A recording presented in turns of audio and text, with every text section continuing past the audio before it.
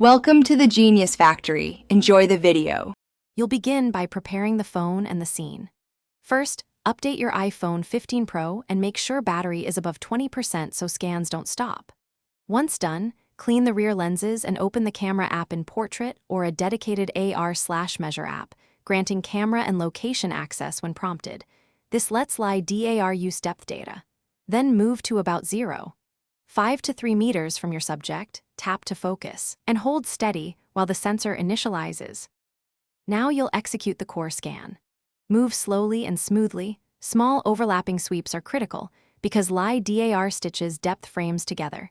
Make sure you keep roughly 1 to 3 meters from the subject and try to keep the phone perpendicular to surfaces.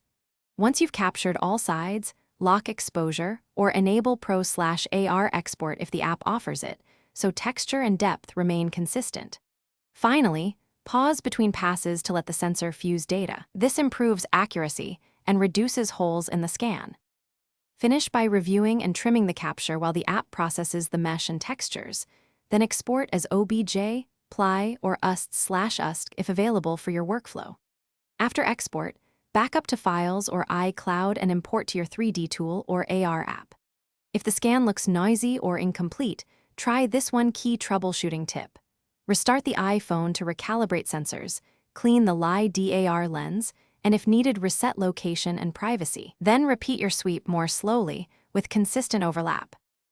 Thanks for watching. If you found this helpful, don't forget to like and subscribe.